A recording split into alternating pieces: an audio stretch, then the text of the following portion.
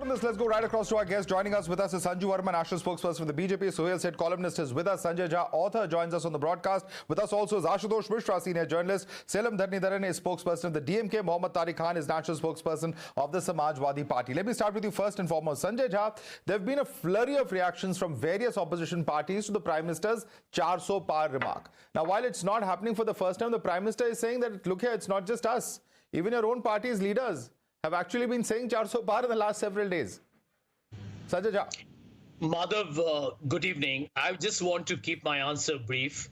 The Prime Minister's speech yesterday, considering it is his last speech in Parliament until the next election results are out, was substandard, pathetic and pedestrian. And for several reasons. Number one, cherry picking on data. You know, all the data that he said, I will be issuing my own videos on them to tell you that there is so much of bunkum out there. The second point is very critical. The way he ran down Jawaharlal Nehru, the former and the first Prime Minister of India, was, in my opinion, disgraceful. You know, I've seen different countries, different democracies, political parties have differences. But to run down Nehru repeatedly is a pathological obsession with Modi. I think he suffers from a deep inferiority complex. It's a visceral, emotional fault line. He needs to fix it. But the truth be said, from a prime minister of our largest democracy to run down a man who went to prison for India's freedom struggle and to make remarks which are in very poor taste, I thought was shockingly low and abysmal low. You know, let's be a little forthright on our conversations, Madhav. We're all adults. I respect every panelist on the program. By the way, I'm a critic of the BJP. Even if Mr. Modi is routed in 2024, which I hope he is, I'm not going to denigrate him after. You know, we are critiques of each other's politics and ideology. Sure, I get your point. I get your point. But let's come back to the 400 par. I mean, that's the subject matter of the debate. You have every right to criticize the Prime Minister for his speech. But at the end of the day, we are approaching a Lok Sabha election, Sanjay Jha. Right. And that's why people are interested to know. Is this 370 too fantastical a number?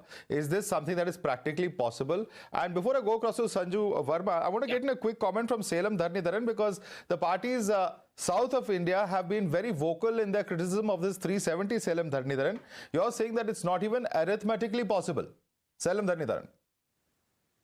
See, I think it's very funny how does the Honorable Prime Minister know exactly how many seats the BJP will win even before the election? In that case, then why do you even have election?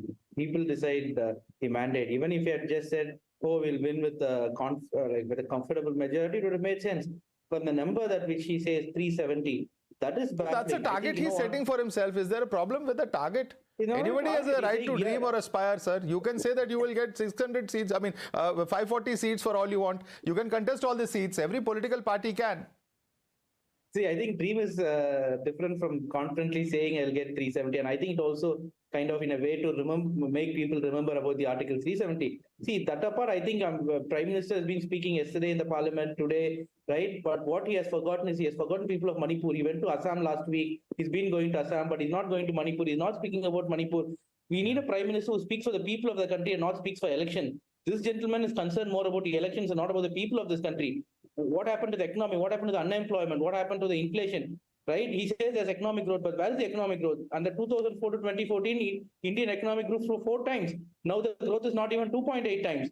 Right? Unemployment for youth under age of 20 to 24 is now 50%. Why is he not speaking about it? Let me go further and talk about before 2014. Okay. So you're essentially saying that the core burning issues have not been addressed by the Prime Minister, which should have been there in this last speech of his. I got the point you're making.